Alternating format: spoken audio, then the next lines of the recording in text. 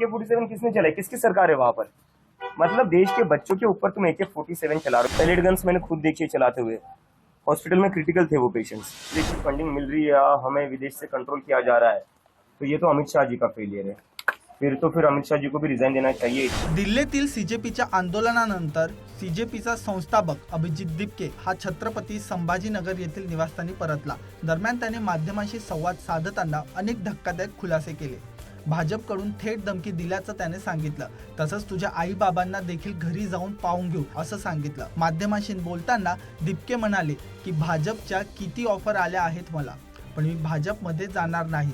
मला जर भाजपमध्ये जायचं असतं तर मी आधीच गेलो असतो। मला धमक्या आल्या, बीजेपी मध्ये सामील झाला तर बरं, नाहीतर आंदोलन मागे घ्या। दिपके नेमकं काय म्हणाले पहा। देशापेक्षा संविधानापेक्षा सगळ्या इन्स्टिट्यूशन्स पेक्षा मोठं करून टाकल्या। सकाळ ते संध्याकाळ मीडियावाले जप करतात। आज मोदीजींनी काय खाल्लं, मोदीजी आंबा कसा खातात, मोदीजी कोणती टॉनिक घेतात, मोदीजींना झोप का येत। अरे तुम्हाला काय करायचंय, तुम्ही बेरोजगारीवर बोला ना। सर आज आपको बीजेपी की तरफ से कोई ऑफर हुई है ज्वाइन करने के लिए? अब तक धमकियां बहुत मिली कि बीजेपी में आ जाओ, अच्छा रहेगा तुम्हारे लिए, तुम्हारे परिवार के लिए। तो मुझे तो मतलब बहुत शर्म आती है कि इतने बड़े प्रधानमंत्री, इतने बड़े अमित शाह, उनके पोते की उम्र का मैं हूँ, उनके पोते की उम्र के बच्चों को इस तरह की धमकियां देते हैं। मतलब क्या फायदा तुम्हारे इतने बड़े प्रधानमंत्री या गृह मंत्री होने का, अगर तुम्हें बच्चों को इस तरह की धमकियां देनी पड़ती है।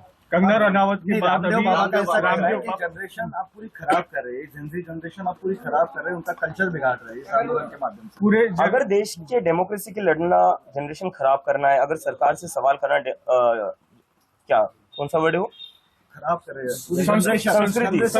संस्कृति। अगर डेमोक्रेसी के लिए लड़ना संस्कृति खराब करना है, अगर सरकार से सवाल करना संस्कृति को खराब करना है, अगर अपने फ्यूचर के लिए लड़ना संस्कृति को खराब करना है, और अगर अपनी पढ़ाई के लिए लड़ना संस्कृति को खराब करना है, तो हम संस्कृति खराब कर रहे हैं।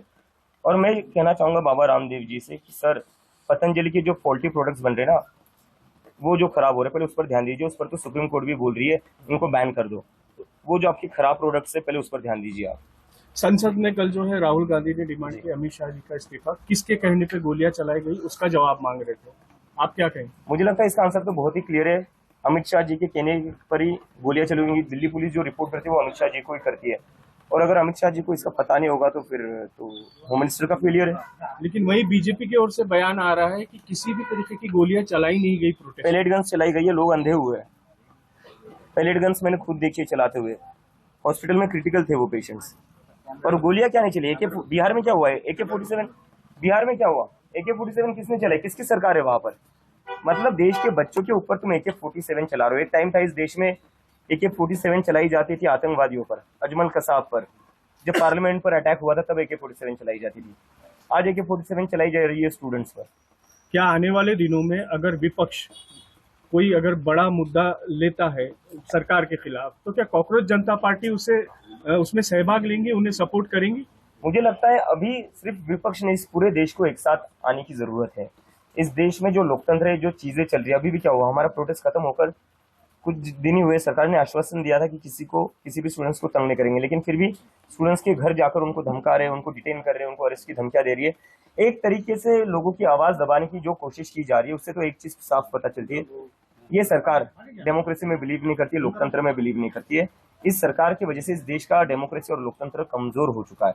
लोकतंत्र को बचाने के लिए, संविधान को बचाने के लिए सिर्फ विपक्ष नहीं, सभी लोगों को एक साथ आना पड़ेगा, और हम सब एक साथ आएंगे। विदेशी फंडिंग आपको हो रहा है, किया जा रहा है फंडिंग। मुझे लगता है अगर हमें विदेशी फंडिंग मिल रही है या हमें विदेश से कंट्रोल किया जा रहा है, तो ये तो अमित शाह जी का फेलियर है। फिर अमित शाह जी को भी रिजाइन देना चाहिए। इतने बड़े चाणक्य के होने के बावजूद विदेश से फंडिंग कैसे आ रही है, विदेश से कैसे कंट्रोल हो रहा है।